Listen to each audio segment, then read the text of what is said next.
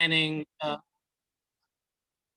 the planning that's done within the elder law realm. I am thankful to Willing Hearts, Helpful Hands for having me today and giving me the opportunity to speak to you about this a very, very important topic. We'll be talking about the things that have to be considered when you are doing estate planning and elder law planning. And I'll talk to you about what that means and what is estate planning, what is elder care planning, so that you have a better understanding of exactly what our goals are when we're doing this type of planning. It's really important for everybody to have some basic documents in place, wills and powers of attorney and healthcare proxies and all these things that help us and help our families to navigate through what is commonly becomes issues within the elderly community in terms of being able to deal with assets, being able to deal with medical decisions and the financial arrangements that have to be made in order to make sure that a family member, or maybe this is for yourself, maybe it's for a family member, that there are people around to provide support, to make sure that you or your loved one is being taken care of the proper way, that they have all the services that they need, and that we do not find ourselves in court trying to get authority to do the things that need to be done for you or for the family member. So when we're talking about helping an elderly person, so very often what we're talking about is trying to avoid one major thing, which is guardianship. Okay, and anybody who is familiar with guardianship will know that it can be a very expensive process. It could be a very long, drawn-out process, and there are lots and lots of attorneys and court professionals involved in dealing with guardianships. And basically, if somebody falls into that category, if somebody is in need of a guardianship, that's probably a good indication that they failed to plan. They didn't do the planning that they need to do. Now, we do represent parties in guardianships in my office. We deal with representing family members. We deal with representing the individuals and the like. And unfortunately, there are situations where guardianship is needed, and that's the only way to deal with the many issues that come up in terms of having a family member or a friend assist an elderly person or a disabled person to deal with financial matters and to deal with making healthcare decisions. But we want to avoid all that. Okay, that's really our goal. Our goal is to avoid that guardianship, the need for guardianship proceeding. So there are a few documents that I want everyone to have and to make sure that they have, so that they can be sure that they are avoiding guardianship proceeding, right?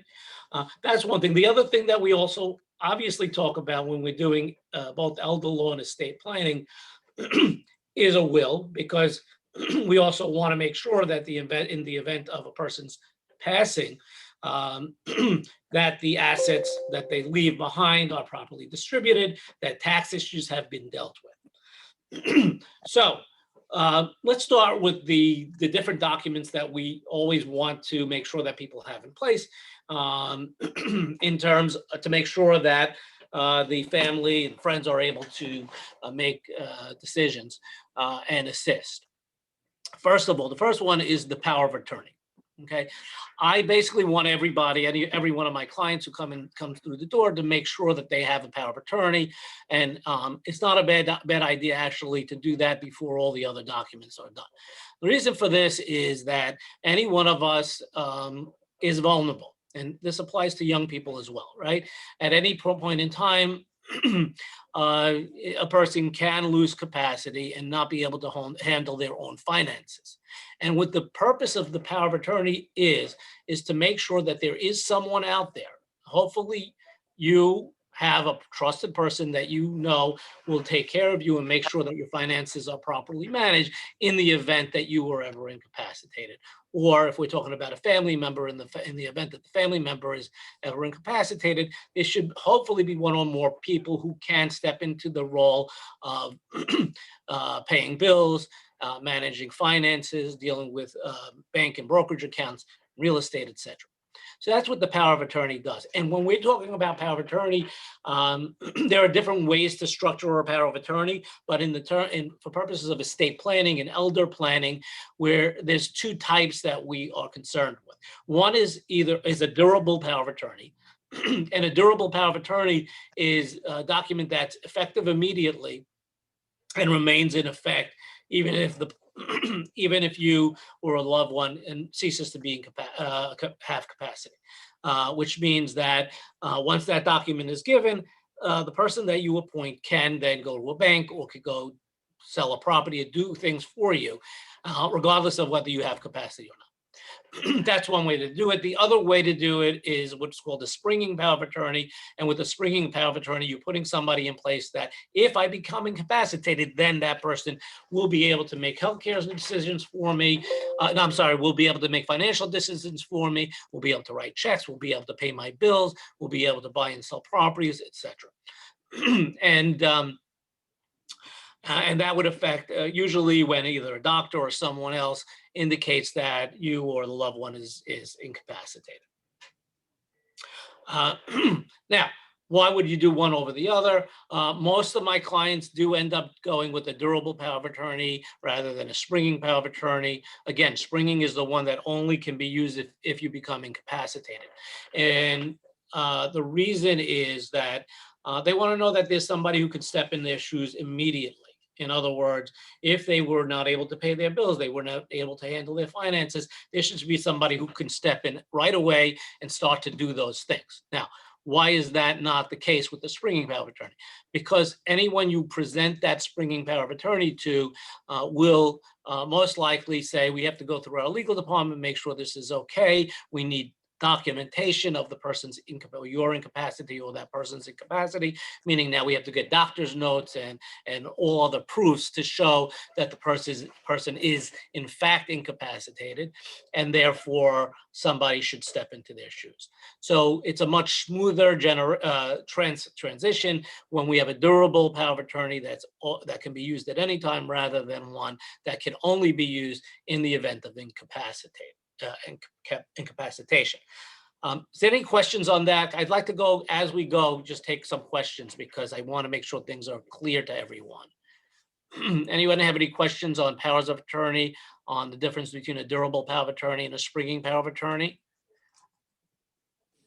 I'm going to open up the side notes here so I can see if anybody has questions. Okay. Okay. So I'll just move on then. I don't see any questions on that. So that's the first document I want to make sure that everybody has. Okay. The next document that I want to make sure that everyone has in place when they're thinking about their estate planning and their elder planning is that you should have a healthcare proxy in place. And what is a healthcare proxy? A healthcare proxy is a document that says, I recognize there could be a point in time in my life that I can no longer make healthcare decisions for myself. And therefore, I'm going to designate who can make those decisions for me. And I'm going to tell I'm going to put a document together that tells my doctors and tells hospitals who that person is, what their address is, what their phone number is, and if that person cannot be contacted, perhaps another person who can act next, and maybe one person after that. Okay, so between these two things, what we've done is we've put somebody in place, and it doesn't have to be the same person, somebody in place that can deal with financial matters and that can deal with health care decisions. And typically within that healthcare proxy. Sometimes it's in a separate document, but usually in New York, at least, we have it in the same document. There's the authorization, the HIPAA release, which will also authorize that person that you're appointing to access your medical records, to be able to see those medical records so that they can make those decisions and determine whether, in fact, you have that type of incapacity and what the needs are. So basically what we've done here is, between the healthcare proxy and the power of attorney, putting some people in place, whether it be one person or a team of people who can make decisions for you, so that this guardianship is not necessary and never is necessary.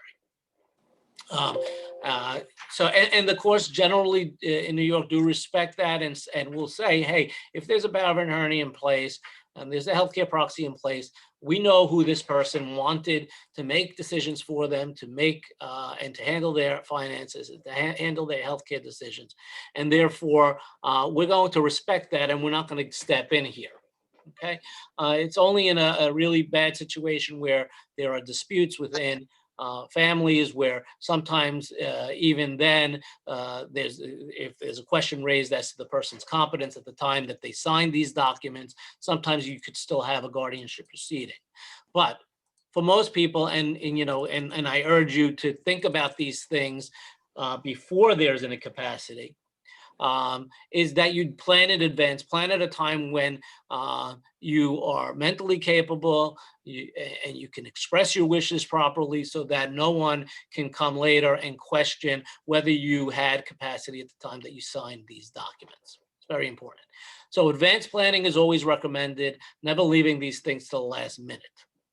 Another thing that I want to talk about in terms of healthcare decision making, okay? When I talk about that healthcare proxy, I'm really talking about the day-to-day decisions that people make when they go to their doctor, or when they go in for surgery, or when they go in for testing or whatever. Basically, making decisions regarding everyday things, admissions to hospitals, discharges from hospitals, access to medical records, consents to certain medications, vaccines and the like, all these things that we do on a day-to-day basis. That is all covered by a healthcare proxy, so that if you or not lose capacity, somebody can make those decisions for you. What it will not deal with is the decision regarding withholding or withdrawing life support. Okay. Generally, the law presumes that a person wants to be maintained in life, and that they be provided with nutrition and hydration, tube feeding and the like, in order to keep them going. Okay, but in order to give someone the ability to withdraw life support or withhold life support for you, although there are a list in certain circumstances when a person's under cardiac arrest or requires other resuscitation, that there are people who can make those decisions statutorily. You probably will want to put in writing whether or not you want to be kept alive on certain types of life support in the event that you lose consciousness permanently. So in the event that somebody's either brain dead or is permanently unconscious, not likely to ever recover, the living will is a document where you would say what your wishes are in that circumstance. So this is a document, not all my clients sign it. Some of them prefer just to leave the decision-making in this regard to the agent on the healthcare proxy, in which case we just say that the healthcare agent knows what my wishes are regarding withholding or withdrawing life support, including nutrition and hydration, and that their instructions should be followed. But for the person who really wants to put in writing exactly what their wishes are, that would be done within the living will. Okay. So those are the three documents that, in terms of during lifetime, the things that really need to be put in place for everyone are those three documents. And this goes not only for older people, it goes for younger people as well. There's been some major cases that reached the Supreme Court of the United States, where it involved younger people in their 20s who were on life support for many, many months, in some cases years, and family was fighting over whether they should be kept alive or not. The courts had to get involved to mediate and figure out what the person would have wanted in order to make those determinations. Okay, had they had these documents in place, that wouldn't be necessary. So those are documents that deal with decision-making during lifetime. Then, of course, there's the will, and the will is the document where you, last will and testament is the document where you are going to state what your wishes are regarding how distribution of assets should be made, and a lot of tax decisions that some people require will have to make. Okay. Now, so any questions so far? Anything that anybody that's not clear to anyone? Again, I'd like to address those before we move on. Okay. Let's talk. A quick question in the chat. I don't know if you received it. Where I'm not seeing that. Let's see. Oh, is that it? Let's see. In the chat. I can read it if you. Okay, yeah, please. I don't. She asked, is it true that if I have the deed to my home, even though my husband lives with me, without the deed stating my husband has a life estate or right of occupancy, no monies will be paid by the pooled trust for repairs or improvements to the house? Okay, this is a little bit more of an advanced question that we'll deal with a little bit later. Okay. That talks about pooled trust, and it's something that I'll get into. But if I discuss it now, I think it's going to confuse people who are unfamiliar with pooled trusts. Okay. Okay. So, but since we're talking about trust, let's talk about trusts, right? Because I have people come into my office all the time and say, I need a trust. And they don't really know why they need a trust. They don't know what kind of trust they need. They just know that friends or family have told them that they have trust set up, and that because of that, they know that they need a trust, but they don't know what kind. Right. So it's very important to understand that there are so many different types of trusts. Some are done for tax planning purposes. Some are done to plan for Medicaid qualification. And others are just done to avoid probate and to deal with this guardianship issue. Okay, so one of the types of trusts that I want to talk about that does not deal with Medicaid and does not deal with so much the tax issues, but just deals with the probate and making sure that somebody is in place to handle finances, is the revocable living trust. Okay, so with a revocable living trust, this is a type of trust where you, the creator of the trust, are still in control of the trust for the rest of your lifetime. You haven't given up anything. Everything in the trust is in your control. You could take it back anytime you want. You could direct who gets it anytime you want. And for the most part, the assets in that trust are to be used for your benefit. Okay, and the reasons people set up these trusts are because, for one thing, if the person ever becomes incapacitated, it is a much better vehicle than the power of attorney. You still need a power of attorney, but it makes it a lot easier for anyone who's trying to handle your finances to deal with your assets if you have those assets in a revocable trust rather than trying to use a power of attorney. And the reason is that banks and brokerage houses and a lot of other third parties do not really like powers of attorney. They prefer to see trusts, and they feel more comfortable with trust. So that if you have a revocable trust in place, in other words, you're not giving away assets, you're retaining the assets in your name, and you're not doing any Medicaid planning. You just want to make sure that there's somebody who can handle your finances, and you want to make sure that there's a smooth transition after your death to the next generation or to your friends or family who are supposed to get it. And you want to avoid probate and avoid any delay in those distributions. This is the type of trust you would be setting up. Okay. So that's a revocable trust. Now, when we're talking about long-term care planning, and when I say long-term care planning, I mean, how are we going to pay for the costs of long-term care? So anybody who knows anything about this subject will know that it can be a huge expense and a huge change in lifestyle and the financial needs when a person becomes incapacitated and is in need of care, whether it be at home or in a nursing home. The reason being that very often, as people age or become disabled, they need somebody with them round the clock. And to have someone with you round the clock, especially a professional home attendant, there's going to be a big expense connected with that. And that big expense has to be paid for some way, some way. And other people end up not even being able to be cared for at home and have to end up in a nursing home. And again, that's a large expense. And when I talk about large expenses in terms of nursing home care, we could be looking in excess of $200,000 a year. So most people cannot afford that for a very long period of time. So we have to be familiar with the ways that long-term care expenses, whether it be home care or nursing home care, gets paid. And there are really basic three ways that it gets paid.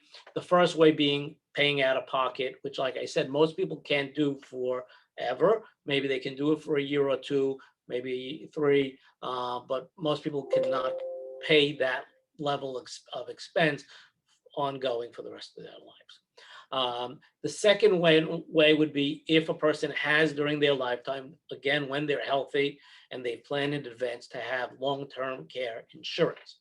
And long-term care insurance is not your health insurance. It's not Medicare. Medicare will not cover the cost of ongoing care.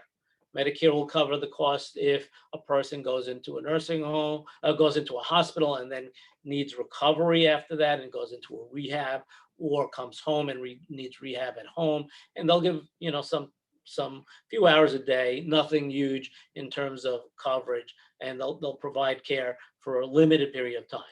When we're talking about long-term care, we're talking about ongoing, indefinite, probably for the rest of the person's lifetime. And that's something that's not covered by Medicare. So if anybody's expecting for that to be paid by Medicare and they think that that's their plan for paying for these things, please know that is not the case. Medicare will not pay for that. Okay. So then where do you get the money? So I mentioned long-term care insurance. That is a type of insurance that's out there specifically for the purposes of paying long-term care. So for paying home care expenses at home or in a nursing home. And there are different types of care and different types of policies. More and more limited these days because a lot of companies have gotten out of the long-term care market. But they still are out there. So for somebody who's doing advanced planning and has the means to pay for long-term care insurance, it's something that they should look into. Okay, but what if you don't have the money to cover this expense for the rest of your life, and you either can't get the long-term care insurance or you can't afford the long-term care insurance? What are the options? So typically, you're looking to some kind of a government benefit in that case. And in most cases, that's Medicaid. For some people who are veterans, or especially wartime veterans, or who are spouses of wartime veterans, they might be turning to the VA. But in most cases, we're talking about Medicaid. And in order to qualify for Medicaid, you cannot have a lot of assets. What does that mean? That means that Medicaid was never created as a resource for people who have assets. Medicare was created for that purposes. It was created for elderly people and disabled people, regardless of the level of income and the level of wealth. Medicaid, on the other hand, really is a program that was created for people who cannot afford their medical care and and therefore needs to turn to the government for the cost of their care. So when we're looking at it, for example, when we're looking at New York and how much can you have, if I'm a person who needs long-term care, elderly, or disabled, I need long-term care, and I want to apply for Medicaid, I have to meet certain resource levels, meaning my assets have to be below a certain amount, and I have to also meet certain income levels, so that my monthly income also has to be within a certain level, unless some plan is put into place that allows me to have more. So, in terms of the resources, how much assets can I have? Besides the home that I live in, I could have up to, currently, and this changes every year, but from 2021, you're going to have about $15,900 in assets as a single person living at home or in a nursing home and be on Medicaid. Um, so that's the first thing they're going to look at. For a couple, it's a little bit higher, it's $23,400. Then they're going to look at your income, and they want to see how much income do you have. If you have $884, let's call it $900 or less in income a month, then and you meet the asset restrictions, then you can qualify for Medicaid. That's for that's a single person household. For two people in one household, it's a little bit over $1,300 a month. Now, does that mean that a person who has more than that in income cannot qualify? The answer is no. There are ways to qualify. So I'm going to talk about that. And that's going to lead us into some of these trusts that we mentioned before, like the pooled trust and the irrevocable trust for Medicaid planning purposes.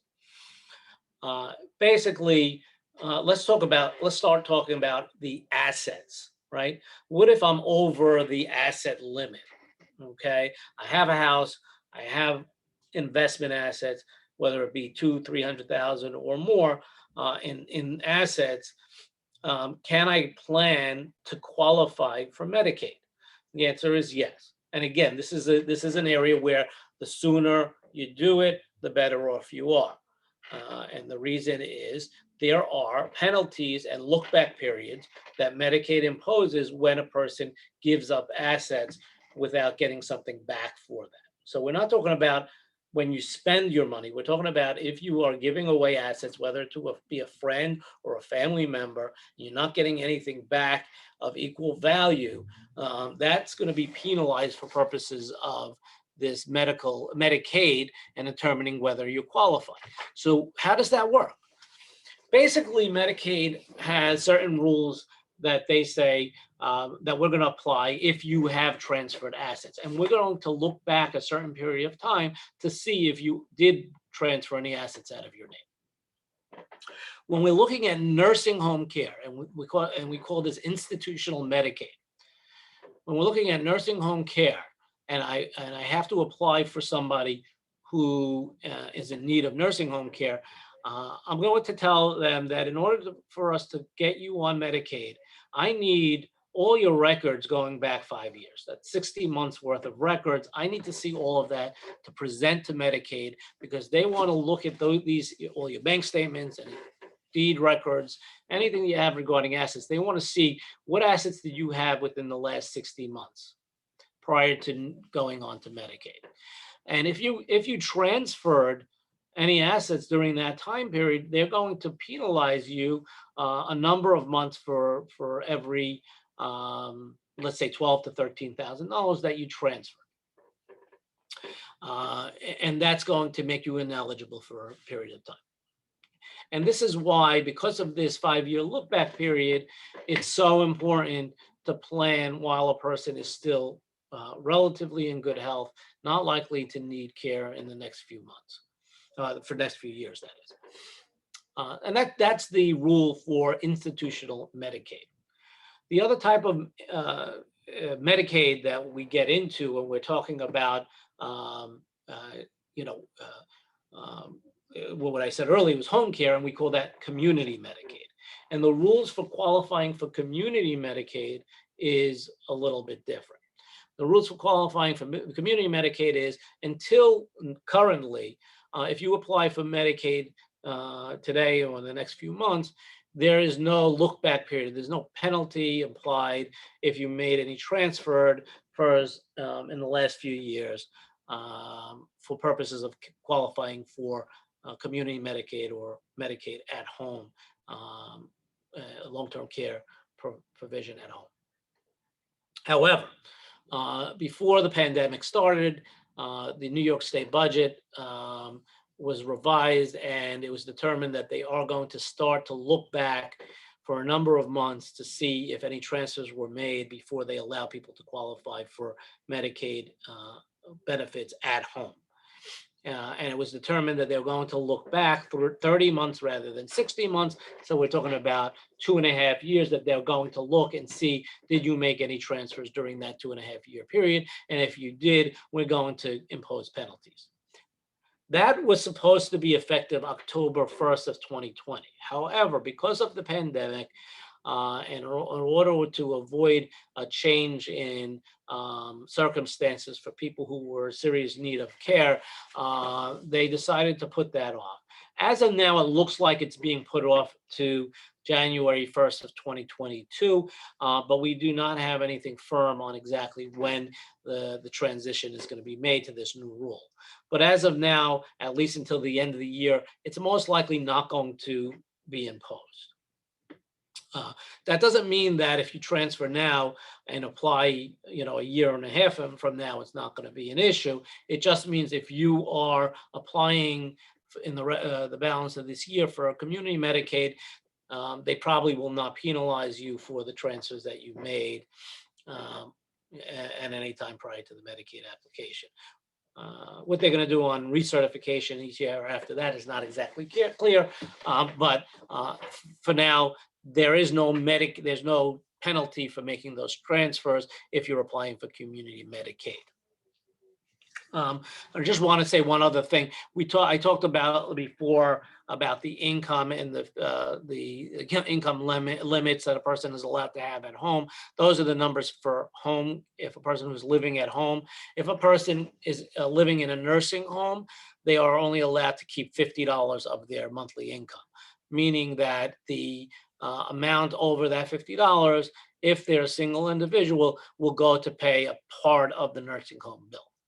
However, if that person is married, in other words, a married couple, one goes into the nursing home and the other one remains at home, the one who remains at home, the spouse who remains at home, is allowed to have income and a larger amount of income. So besides the $50 that they allow to the spouse who's in the nursing home, the one who is at home will be allowed $3,259.50 to be exact in income.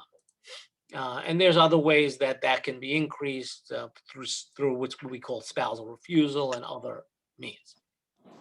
So these are the rules in terms of, what is Medicaid going to look back when you do apply, and, how long back, and I'm not going to get into the details of how they calculate how long of a period you're going to be ineligible or any of that, but I just want to reiterate that it's that important to do this early on and not wait. Okay.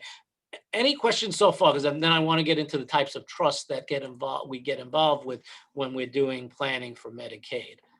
I have a question. Mm-hmm. I have a question. Yes. Is it a question on the things that I've discussed so far? Well, it's a question about community Medicaid. Okay. I had put the deed of the house in my name. I thought, well, with a pool trust, then I could start doing the repairs on the house that I've been frozen for since my husband has dementia for the past 8 years. Okay. But now I was told that unless there's a life estate or right of occupancy put on the deed, that I could not use that money for any home improvements. Is that true? Okay. So, well, first of all, you have to realize you're talking about, it's a pool trust question, and I'm going to answer your question, but it's not going to be clear to certain people because not all familiar with pool trust.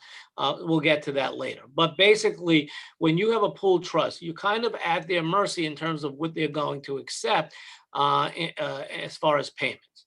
right? The pool trust is looking to make sure that they're only paying expenses of the person who they're holding the money for, which is the disabled spouse, not you, okay?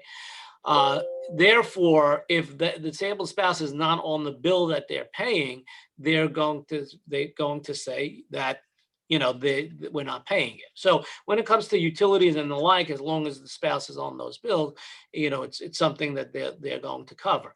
You're talking about improvements to a home that your spouse doesn't have an interest in as an occupant under a trust agreement. He doesn't have any rights to it as a life tenant or right of occupancy or anything like that. So it doesn't surprise me that the pool trust is telling you, hey, you know, you have to give me expenses that where they're benefiting the person who is disabled. Now, that being said, if these improvements are, for example, to put in a ramp, to put a chair lift or something like that, which is clearly not for your benefit, it's for the benefit of your husband, then there can obviously be an argument made that this is not going to benefit you, it's going to benefit your husband, and possibly get the pool trust to pay for something like that. So in other words, it would be better to get a new deed saying that he has a life estate in it, or he has the right of occupancy. Well, I wouldn't necessarily say that. That's something that, you know, there are other results that come from that, you know, may be negative or may be fine. So you know, it's a case by case basis. What kind of improvements are we talking about? Well, the house needs to be sided, the cement is all broken up, the stoop is old and cracked. Right. You know, it should have been done a while ago. Uh-huh. But as I said, I was frozen. I with this disease, I just didn't do anything. Okay. Yeah. I mean, it might be something to consider. You know, it might be something to consider. It's something that I would, you know, say, yeah, definitely talk to. If you have an attorney, talk to your attorney about it. If you want to give me a call, we can talk about what the options. Okay. All right. Thank you. Okay. Okay. So,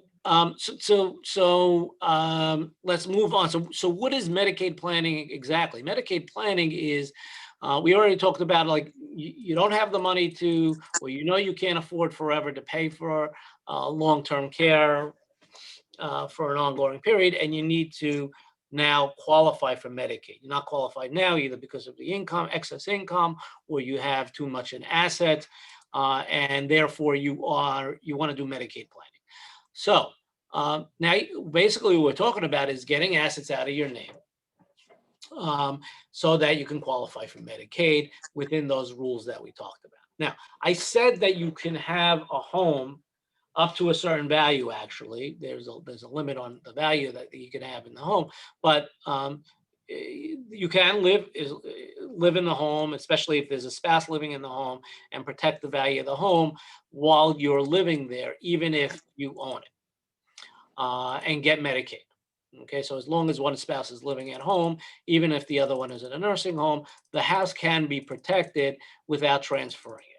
However, you will find that most people who do Medicaid planning will transfer the house out of their name. And the reason is that the protection that's provided for the home is only good while you are living there, so that if there are two spouses and both spouses end up in a nursing home, or one is deceased and the other one ends up in a nursing home, or if there's just one person and they end up in the nursing home, or at their death, Medicaid has a claim to get reimbursed from that house. And therefore, even if you qualify for Medicaid, eventually it will catch up to you, and Medicaid can come after the house for reimbursement. So when we're talking about Medicaid planning, we're usually talking about, and for most people, we're talking about their largest asset, which is their home, right? So, and I would say most Medicaid plans, most Medicaid trusts involve the home, but it might involve other assets, investment assets, and the like. And basically, when we're doing Medicaid planning, you're talking about giving up those assets, putting it into a trust, so that children, family, usually it's children, very close relatives, will have access to the liquid assets in the trust, and so that the house can be lived in for the rest of your life, and is still protected. Okay, and what a Medicaid type trust usually provides is that I'm putting this house into my trust, and I get the right to use it for the rest of my life.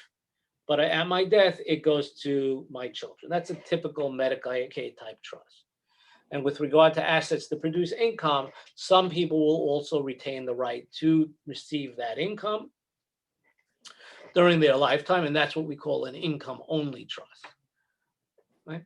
So, and that's the typical Medicaid trust. You're putting a house, you're putting some other assets into the trust, you're retaining certain rights to live there and to the right to the income, but any access to principal is forbidden other than for distributions to these other family members. In most cases, we're talking about children. Okay, and now it's out of your name, and now the 5-year wait starts, right? From the time the transfer in occurs until the 5 years are up. We know that there's a possibility of not qualifying for nursing home care, and in the future, it might disqualify us for community or home care as well, once that new law gets implemented. So, and that's basically that's what we consider, I guess, advanced Medicaid planning, planning for somebody who is not an immediate need, but could have that need in the future. Okay, so that takes care of the assets, right? Let's say we put the house in the trust, we put the investment assets in the trust. It's no longer in my name. 5 years have passed by, and it's out. So now, as far as my resource, I'm meeting that resource test. I'm under the $16,000 I'm allowed to have as a single individual, or 23,000 as a couple, both applying for Medicaid. I'm within that resource level. Now we look at income, right? And I have income from Social Security. I might have some pension income. I might have IRAs that are throwing off income as well. By the way, IRAs, retirement accounts in New York at least, will not be counted as an asset. So very, very often we have clients retain those assets and just continue to withdraw their required distribution. But those required distributions will be treated as income. Okay. And then I might have income from an income-only trust. So I have to add all this up and say, okay, am I over these limits? If I am over these limits, in terms of income, to the extent I'm over, if I'm in a nursing home, to the extent I'm over the $50 plus whatever my spouse is allowed to have, then I have to pay that towards the nursing home bill. But if I'm at home and I'm receiving Medicaid at home, I'm receiving home care and home attendants coming to take care of me, then there's another option. And that's what we were talking about early with the woman who asked the question, and that's called a pooled trust. And a pooled trust is not the type of trust that an attorney writes for you and you sign it, and it has all the provisions that you want in there. It's different. Pooled trust, in most cases, for most people, when talking about pooled trust, we're talking about protecting that extra income that a person has while living at home and receiving Medicaid. Does not work if you're talking about nursing home care. So we're talking about somebody who's at home receiving Medicaid, has home attendants coming in, maybe have a nurse coming in every once in a while to check on them, and they're receiving it through Medicaid, and they need to protect their extra income over what they're allowed to have. What a pooled trust is a trust that is operated by some charitable organization. There are a number of them in New York. The charitable organization will collect that extra income every month. They will take a small fee for administration, and everything over that amount can be used to pay for expenses that are not covered by government benefits. When I'm talking about government benefits, I'm talking about anything that's not covered by Medicaid in terms of the medical expenses, and anything that's not covered by, if a person is on SSI. So if we're talking about somebody who's on SSI, then that is supposed to cover their certain housing needs and the like. So so the pool trust is going to be careful to only spend on things that the government will not pay for. And like the woman was expressing, they're not going to pay for anything that's for somebody other than the person who's disabled and in receiving those Medicaid benefits. So let's take an example. I have a client. Let's say she has $1,300 in income a month from Social Security. She gets another $1,000 a month from pension and a couple of $100 a month in retirement account distributions, right? So we have $2,500 a month, and she's over by about $1,600. So she takes that $1,600 a month and she sends it to this pool trust. And the pool trust puts it in an account for her and sends her a statement every month saying, okay, you have $1,600 in here. We took out $100, let's say, as our fee, and now you have $1,500 to spend. Send us the bills that you need to pay, whether it be a gas bill, electric bill, a bill for, a credit card bill, as long as it's not for things that we're not permitted to pay, we will pay it out of this money, right? So it's a way of protecting that extra income so that rather than having to pay that extra income towards care, we're paying it to allow the person to continue living at home and cover their expenses. Because, listen, we're in New York. Without that extra money, they're not going to be able to afford to live at home, whether they're paying rent or they're paying maintenance or they're just paying their utilities. You're not going to be able to live without that extra income. So this pool trust is a way of allowing that extra income to be used to care for the person who's disabled and who is on Medicaid. And that's how a pool trust works. So how does it get set up? Basically, it gets set up through one of these agencies and one of these charitable organizations. And typically, they want an attorney to be involved with the setup of the pool trust, just so the person who's setting it up understands what they're getting involved in. And that's how that gets set up. Okay, so let's say presumably we've done all this, we've done the transfers way in advance, and it's time to go onto Medicaid.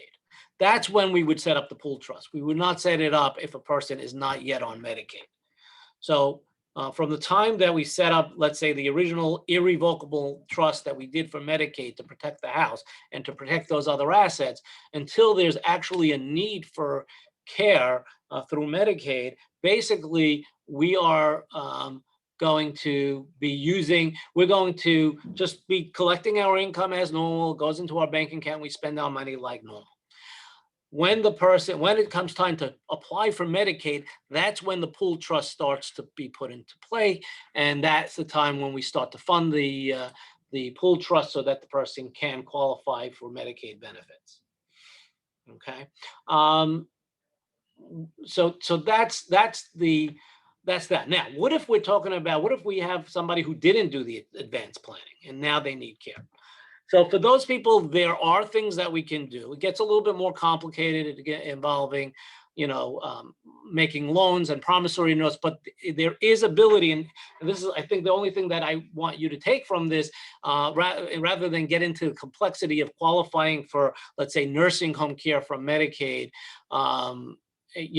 when somebody did not do the planning, is to know that there are things that can be done, even if you didn't do the planning, in an emergency situation, to preserve some, probably not all the assets, but at least some of the assets, so that it's not all lost to the cost of the medical care. And there are things that can be done. Again, sometimes we can save half of the assets, sometimes more, sometimes all of it, but it has to be a very, very specific situation where we can do that. So you need to know, the only thing you really need to know in those situations is if you are someone, or if you know somebody who needs immediate care and needs to qualify for Medicaid and hasn't done this advanced type of planning, to know that to speak to an elder law attorney immediately to see what the options are for purposes of qualifying for Medicaid. Okay. So any questions on that? Any questions on Medicaid? Qualifying for Medicaid, the trusts that that are set up for these purposes? I put a question in to the chat room. Could you look at the chat? Just a second. Oh, here it is. Okay. I see. Okay. Yeah, I have a two-family house and have a rental income and have an irrevocable trust. Do I have to put that income into the irrevocable trust? Okay. So even it kind of depends. First of all, if it's an income-only trust, you're probably entitled to that income, right? So the right way to do it is, yes, the income goes into the trust and then comes out. If it's not an income-only trust, meaning the income has to be paid, has to either stay in the trust or can only be distributed to other family members, then the answer is definitely it has to go into the trust. Okay. Some people with an income-only trust will not be as cautious as to put it into the trust and then take it out of the trust, but it's probably the better way to do it just to document things. Okay. No, I never heard of an income-only trust. So Is are you entitled to the income from your trust? No, I don't think so. Okay, so it's possible, and the reason you would do that is because when you do have the income, if you, let's say, ever went into a nursing home, that income would have to be spent towards your nursing home bill.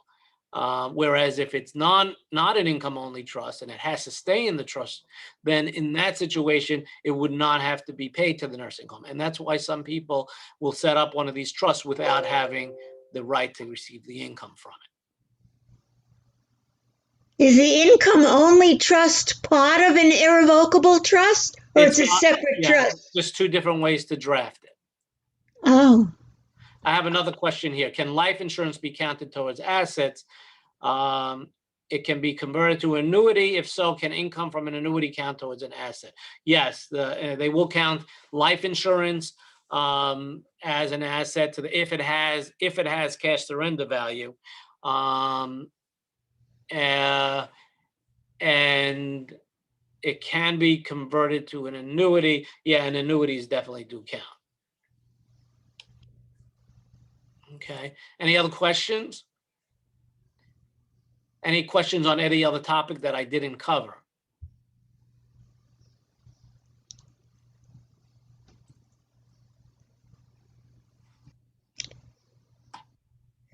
Okay, I don't see any other questions. I mean, I could wrap it up. Let me just see if there's anything else that might be important to go over. Um, that might be important to some of you. You know, let's see.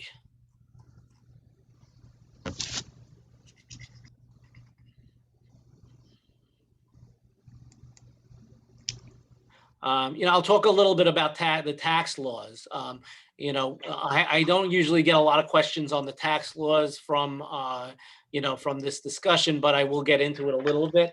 In terms of the tax laws, for most people doing long-term care planning, really don't have big estate tax issues.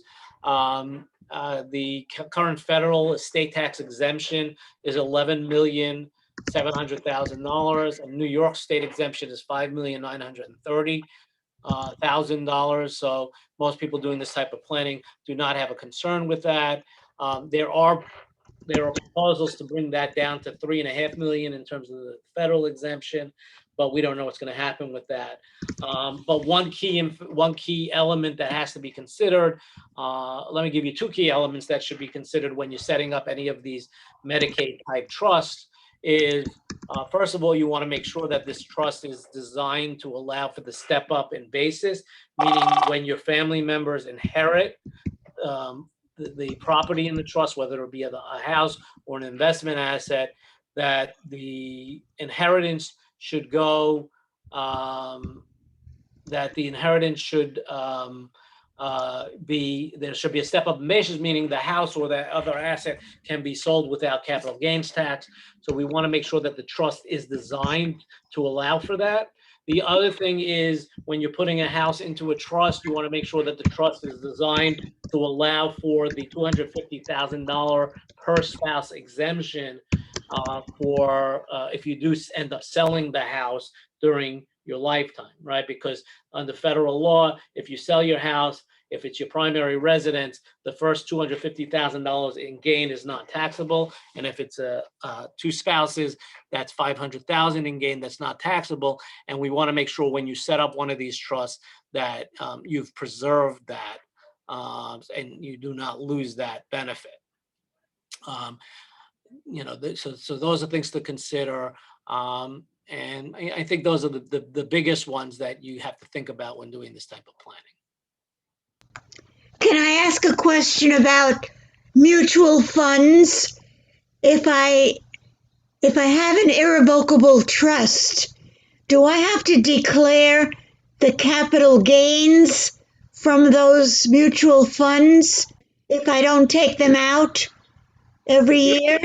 No, if you don't take it out, you don't. But sometimes mutual funds will reflect some, if they sell assets within the fund, they will have capital gains reporting. Anything that's being reported has to be reported on that return.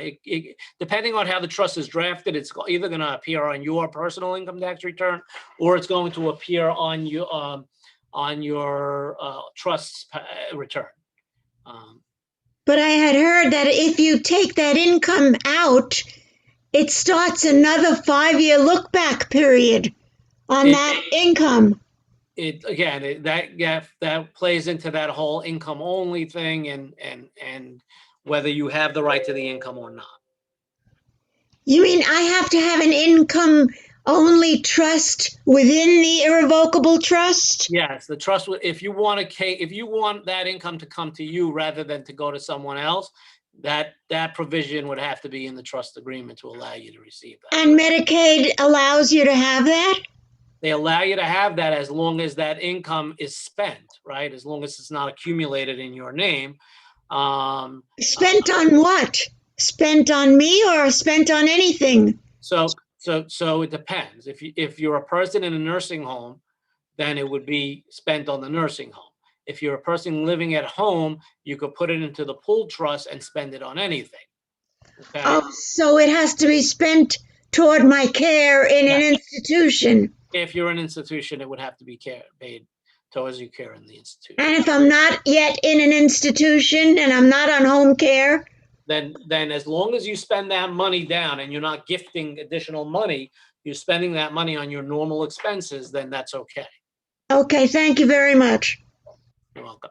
Okay, any other questions? If there's no other questions, I think we'll wrap up. Thank you all for staying and for participating. Was happy to be here and happy to answer any other questions that anybody has. You can email me if you'd like. I have a question. Yeah. So what happens to the income? Suppose we both live on the income that's in the pool trust. Right. So what happens to that income if the person passes away? Does it go to the pool trust if the spouse is the beneficiary? Say if it's a pension and the spouse is the beneficiary, does it still have to go into the pool trust? Okay, so you're saying that the spouse survives, the spouse who's surviving is not disabled? Yes. So the spouse who's not surviving is not disabled, and now the surviving spouse has pension income, is not on Medicaid. No, in that case, you could stop putting money into the pool trust. Oh, okay. But if the surviving spouse eventually goes on to Medicaid and is getting home care, then they would start doing that again. They would create their own pool trust account. Can Medicaid put a lien on it? On the pool, on what? The pension money? The pension, yes. No. Are you talking about a pension account or are you talking about monthly pension? Monthly pension. No. Medicaid doesn't typically for 10 years. If there's a surviving spouse, they really will not go after assets for 10 years after you know, so it's not an issue. Okay, thank you. You're welcome. Okay. Well, thank you all for being with us, and I appreciate the time that you took and spent with us. And I'm happy to again answer any questions if you'd like to email me. What is your email address? It's MSABBAGH at V like Victor, M like Mary, M like Mary, legal, LEGAL.com. Thank you. You're welcome. Okay, Jackie, thank All you. right. I'm gonna Thank you sign so off. much, Morris. Okay. Thank you everyone for joining. Take care. Have a great weekend. Bye.